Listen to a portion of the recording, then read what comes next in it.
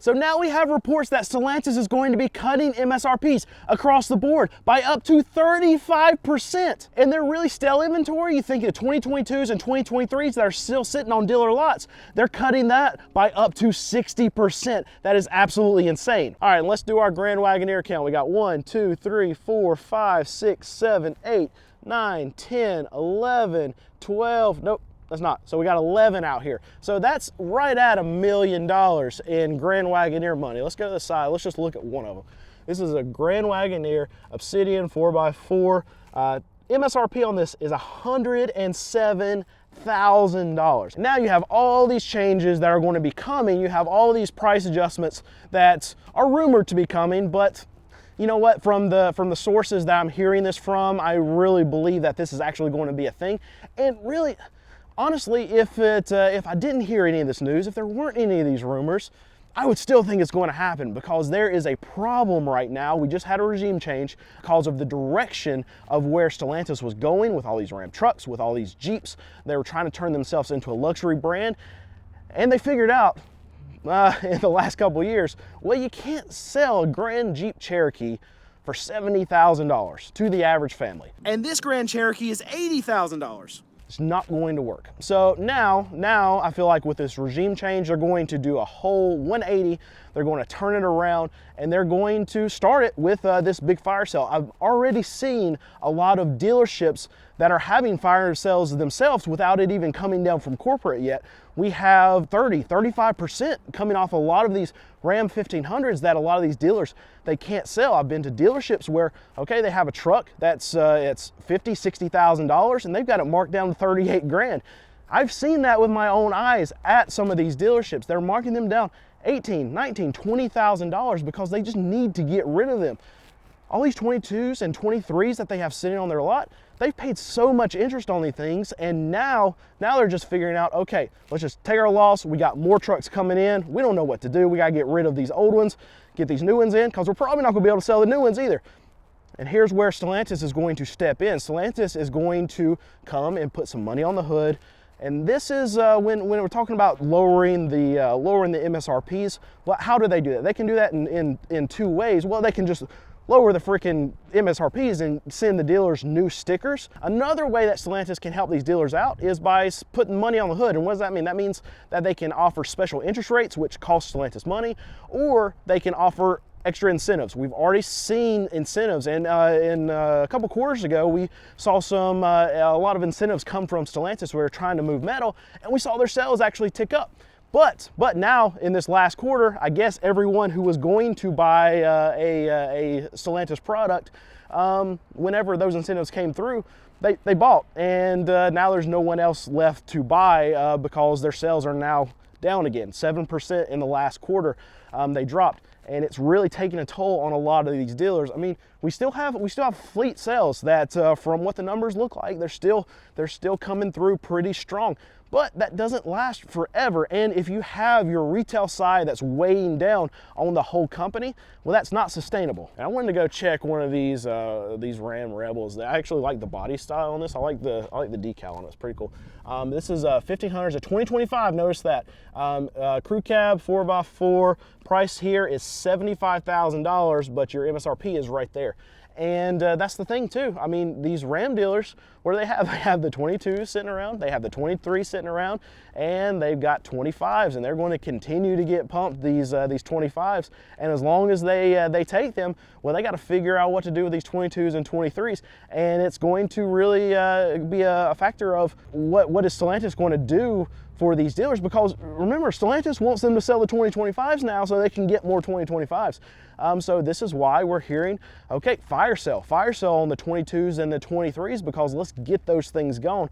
And hopefully the dealers will cooperate with this fire sale. But what happens is that money comes from Stellantis to get the dealers to actually sell. So these dealers that have $50,000, $60,000, $70,000 in these trucks, well, what ends up happening is Stellantis will add incentive money to blow out these trucks, and they can do it in the form of, okay, front-end money to the customer, or they can do it as back-end money where they can say, okay, all right, you got these 22s, you got these 23s.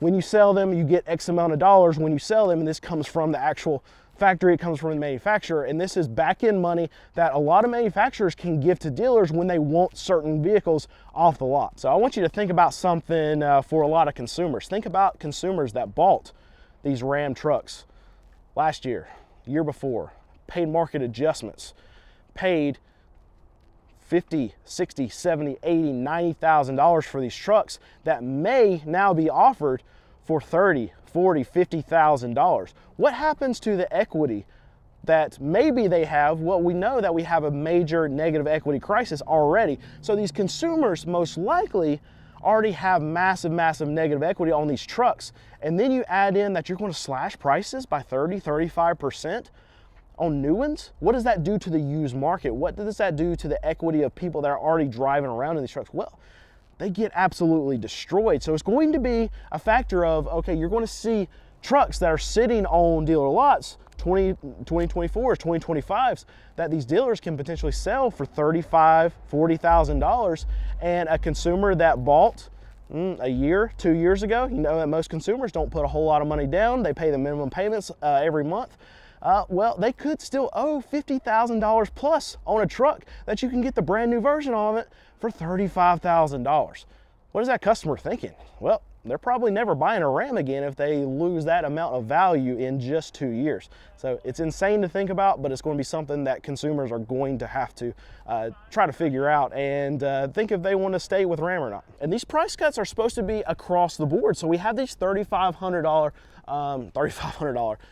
the Ram 3500 heavy duty, and it's even going to be on trucks like this, and the total price on that is $80,000. Big heavy duty trucks that are way out of reach for so many people. When you add that 35,000, I guess I can't talk today, that 35% off that's potentially coming is, I feel like in a lot of these heavy duty trucks, you're going to have to get up to that 35% when you're looking at the range of outcomes for them to pull money off, because these are some of the most difficult trucks right now for Ram to sell. And I know we have tons of these 1500s sitting around everywhere, but it's a more niche buyer that's going to buy some of these bigger trucks, these 3500s, these 2500s.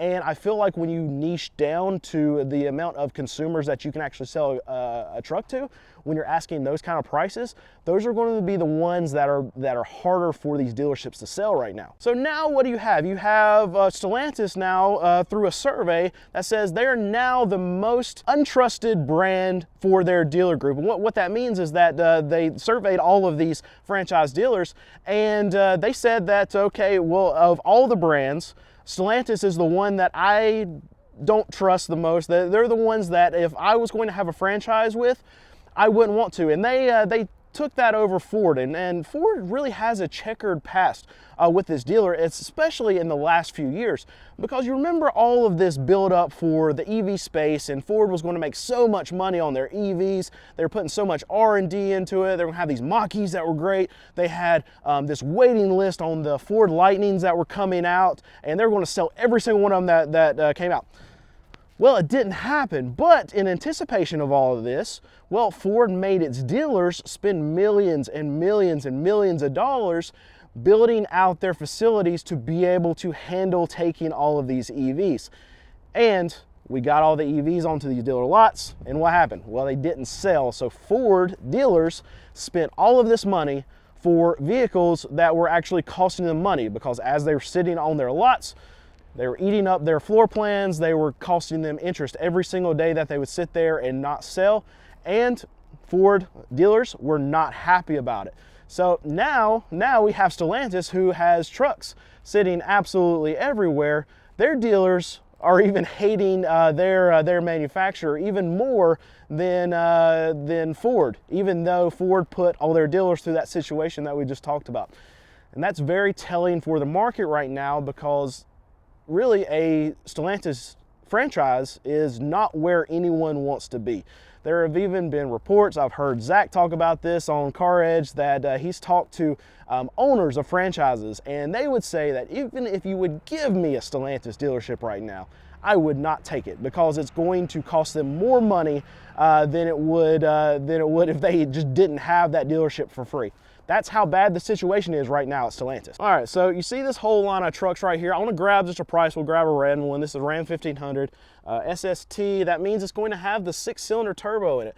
And you have a base price of $51,000 after the add-ons. And these are add-ons from the factory. You're going to be $61,000, $62,000, and then you got a little add-ons here at the this dealership, $63,000. So I wanted to look at that $62,000 price point because MSRP is what you should be basing a lot of this off of. In a lot of cases, dealerships, they're not able to charge any of these add-ons anymore. But when you have that truck and you take it down 30, 35%, then what you're going to see in the market is that, okay, now that truck is going to be cheaper than any truck that you're going to be able to find on a Ford lot. It's going to be cheaper than any truck that you can find on a Chevy lot, on a GMC lot. And what I think is going to happen is when these price reductions get rolled out, because they have to, they're not moving any trucks, they got to take money off. Whenever these price reductions happen, what it's going to cause is it's going to cause Ford, GM, and Chevy to get competitive. And what I worry for all of these companies, I think it's a great thing for the consumer, but what I worry for Stellantis, GMC, Chevy, Ford, is that it could create a race to the bottom, because if a consumer that's buying across all three of these brands is probably a very, very similar consumer. Now, I know there's a lot of people out there that's like, oh, I'll only buy a Ford. There's people out there, I'm only going to buy a GMC. There's people out there, I'm only going to buy a Ram. I get that, but most consumers, what they're going to do is they're going to shop price, they're going to shop quality. Quality, we can have a whole different video about quality.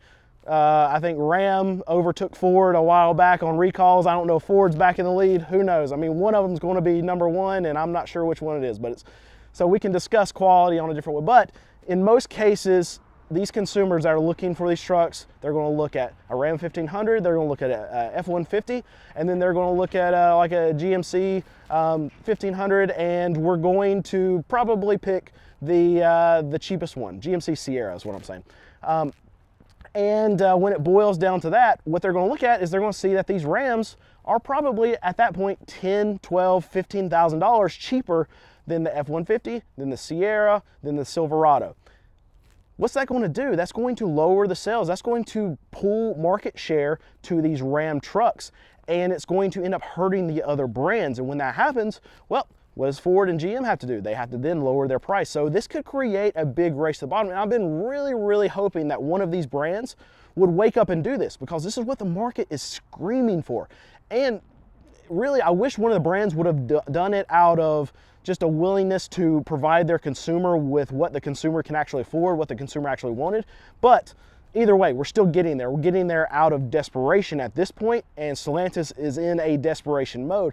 And whenever that happens, it's going to put these other manufacturers in a desperation mode. Maybe not because they have to, but they don't want to get to a place where they have to because they're losing so much market share to Stellantis. So now we're having these rumors that this stale inventory that's sitting at Stellantis, you think Ram trucks, I mean, these are going to be the poster child of the stale inventory that we're talking about here. There's still 2022s and 2023 brand new trucks sitting on dealerships. And I know, what's it, a 2022 now is 3 years old. And if it was made in 2021, so it's actually a 4-year-old truck, how can that be new? Well, it was never titled to a consumer, so it can still be sold as a new truck. But these reports are coming out and saying that, okay, this stale inventory, there's going to be a fire sale because they have to get rid of it. And they're cutting prices up to 60%. Now, if all of this is true, you look at some of these trucks, and around that area, if they have a 2022 that's brand new, it could be a $50,000 truck. They cut about 60%, then you're getting down to what? $20,000 for truck. Here's what I want to talk about, because it almost doesn't matter, because all that matters is how much a dealership wants to sell a truck for.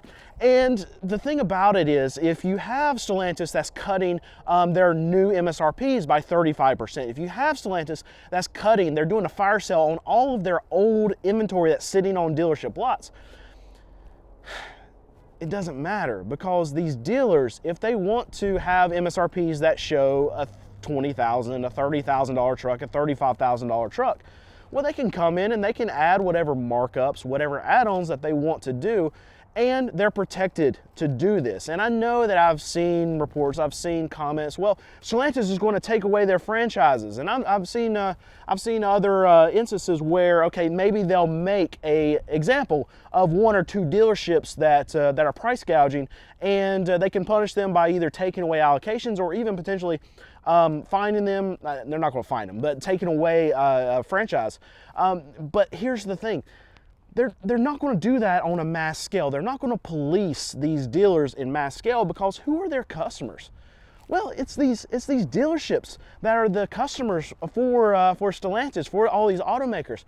Ford had a big run-in with dealers about 2 years ago, where they were sick of these dealerships adding on market adjustments, and they threatened these dealers to take away allocations. They threatened these dealers with actually taking away franchises from these owners, and it went nowhere. And you know why? Because this is all talk. Now, obviously, Stellantis is going to want their dealerships, when they roll out these massive price cuts, they want them to follow what they're wanting to do with prices, because they want to get rid of all of this old stock, because they have new stock coming in. And the only way that Stellantis makes money is by dealerships like this one right here taking the new stock that they are producing. So obviously Stellantis wants all these dealers to sell all of the vehicles that they have right now at a discount, so they can send them more trucks, and thus Stellantis can make money, because all of these trucks right here, Stellantis has already made their money. All these trucks that are rotting away on these dealerships, Stellantis is already making money on. They've already made their money on those trucks. Now they have to figure out how to make money on the next trucks that they have already made, that's sitting in a lot, from what I've seen, a lot of these holding facilities, because dealers are just not taking them. I mean, they don't have a ton of room left. And we know that since Stellantis' sales were down again another quarter by another 7%, that these dealers aren't moving a lot of vehicles. So when that happens, they turn down allocations, and those are vehicles that Stellantis can't make money on. So yeah, they want a fire sale to happen so they can now sell the dealers more vehicles. And at the end of the day, I'm just going to go right back to it. It doesn't matter what Stellantis wants to sell these trucks for. If the dealer wants to mark them up, they can. They're protected to do that.